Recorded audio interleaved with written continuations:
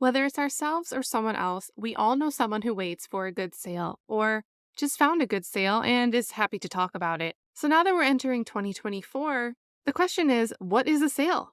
Businesses and consumers have both kind of engaged in what I'm going to call a sales spiral. So, as some food for thought for you, we're going to take a deep dive into the sales spiral. Before we start to unravel it away, though, let's have a fresh look at the December 2023 survey of consumer expectations. In short, both reported and expected household spending growth is on the decline. The median increase in monthly household spending compared to a year ago declined to 5% in December 2023 from 5.5% in August and then 7.1% in December 2022, but remained well above its pre-pandemic level of 2.5% in December of 2019. The decrease is most pronounced for three different groups of respondents. 1. Respondents above age 60, respondents with annual household income less than 50K, and those with, at most, a high school degree. I'll put the link to this in the description if you want to check this out in all of its glory. But for now, let's turn our attention to the big S word, sale.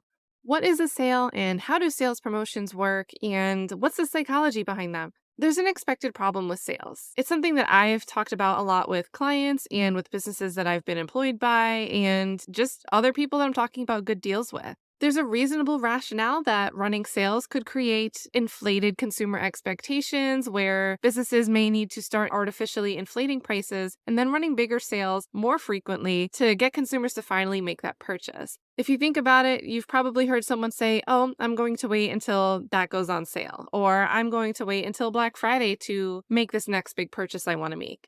And alternatively, if you're thinking about, maybe a course purchase, something that you saw online, if you look at it right now and see that there isn't currently a sale, unless there's another motivation for you to need that item urgently, you might wait for that promotional sales email to come along and hit your inbox or something to come along in the mail, or just keep it saved in your shopping cart until you see this is now 20, 30, 40% off its price. But I recently heard something from Kathy Schwab that sent me down the rabbit hole, and that was a case study involving JC Penney and the idea of possibly doing away with the sales spiral. So we're going to step back in time a little bit to 2012. Back in 2012, JC Penney, under the leadership of Ron Johnson, decided to flip the script on retail. Johnson was the brains behind Apple's retail strategy in the 2000s. When he joined JC Penney in 2011, he had a vision to reinvent the shopping experience. And a main goal there was to attempt to break free of the sales cycle of constant promotions and discounts. And thinking back to our earlier question posed in this video, that rationale of, what exactly is the essence of a sale? There's holiday promotions where Halloween's coming up and that's on sale. And then the next thing you know, Thanksgiving items are on sale. And then there's a Black Friday sale. And then there's a Christmas sale. And we just got off the tails of Martin Luther King weekend, which there were sales for that too. And it's not just an MLK Day sale, it's an MLK weekend sale. And we see that type of consistency, and these patterns just seem ubiquitous across businesses where you can't escape a sale, where it just seems like there's always one sale chasing another. So in the early 2010s, Ron Johnson's approach for JCPenney was to just offer real and honest prices. Let's do away with perpetual promotions and sales cycles. And let's become the favorite store for everyone, for all Americans, rich and poor, young and old. And one thing in particular that Johnson really wanted to tackle was the artificial pricing problem. These fake prices, as he called them, are what happens when a store constantly has things on promotions, and thus the tag price, the original price, is higher than it should be. The logic was, rather than people waiting for the sweater that could cost $50 being on sale for maybe $25 for some type of promotional sale, if someone wanted that sweater and it was just $25 all the time, they would get that sweater when they wanted it without having to wait for the sale. At the time of this strategizing, 72% of JCPenney's revenue came from products that were at a discount of 50% or more. So they took this data and tried to reprice all of their product SKUs to something that was closer to the promotional price most often sold at. So for example, a t-shirt that was originally priced at $14 but typically sold closer to $6 after promotional pricing would then have its price corrected to $7. There was a secondary problem that this strategy also aimed to solve.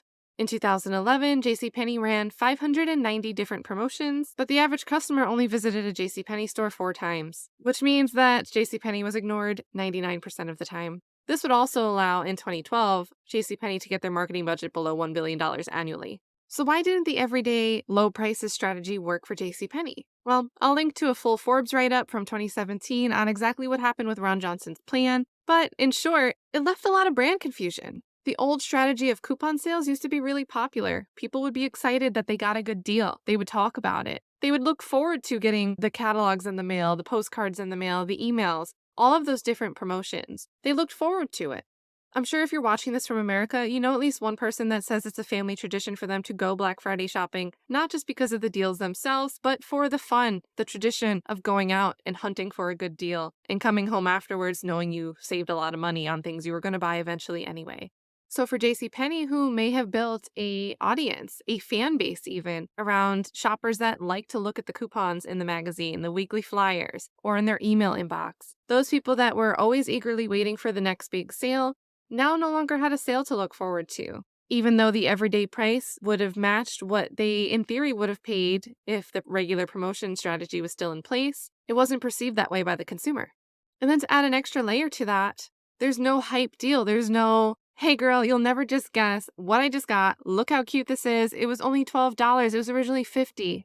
And now that friend that you just spoke to wants to go and do some shopping themselves. So even though Ron Johnson thought, hey, I am reducing JCPenney's marketing budget, we're going to get it under $1 billion annually. They did something that kicked out one of the most important legs of your marketing that you could have, which is your word of mouth, your social word of mouth, the buzz, the hype, the shareability, the virality, whether that's online or it's in communication, about the great experience I just had shopping with your business. And JCPenney's failure isn't to say that the strategy doesn't work or can't be effective in certain types of business or with certain types of consumers. Ron Johnson came over from Apple where the strategy worked extremely well, but with Apple, the audience is already hype about the specific product and they want it. It's not such a question of shopping for a deal, but rather going and getting a product once it's launched or as a gift for somebody for a specific holiday or event, or because it's time just to upgrade your iPhone. The hype for Apple shoppers isn't the idea of getting a good deal. It's just getting the product that they already know enough about and are ready to buy. After all, it's an iPhone, not a smartphone. It's an iPad, not a tablet. And it's AirPods, not earbuds or headphones.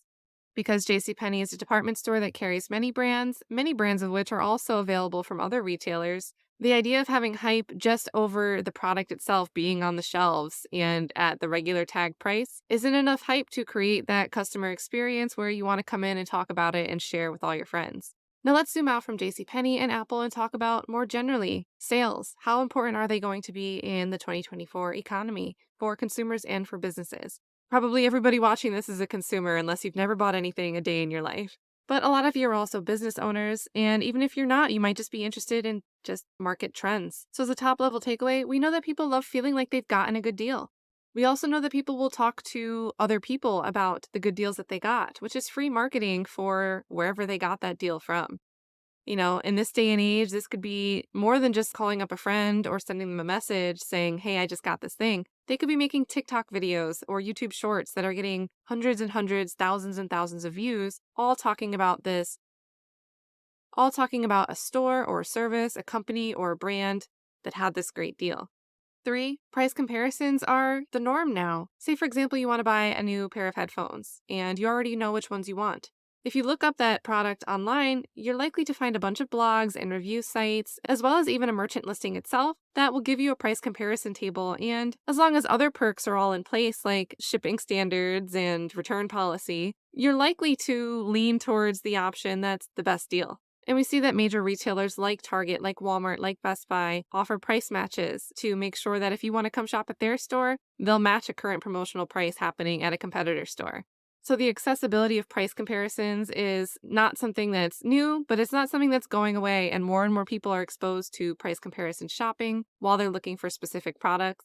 So whether you're a consumer or a business or both, keep that in mind. 4th, reported and expected changes in consumer spending are another sign that people are going to continue to try to shop on a budget and look for good deals. And not only are people going to look for a promotion before they buy something that they've been wanting to buy anyway, but they might be looking for something more substantial than a 5 or 10% discount. They might think 20% is a good deal, or maybe they want 30%, maybe they want 40%. It's not unusual to wait for something to go half off before making that purchase decision for many consumers. And because companies can collect so much data on us, it's easier and easier for them to offer tailored recommendations in a timely manner when they already know that we're searching and looking and thinking about making a purchase. So companies don't even need to keep something at an everyday low price or run a very long promotion. They can target specific consumers when they're interested in buying with a limited time, fear of missing out type of promotion to offer a specific 50% off, 40% off, whatever the sweet deal might be. And ultimately, it's up to you to decide whether or not you think a deal is too good to be true or worth taking the bite at the apple for. And if you run a brand, if you own a business, if you sell services or products, I want you to go into 2024 without having a fear of running a sale. If you're sitting there thinking, well, if I offer a sale once, I'm always going to have to offer a sale.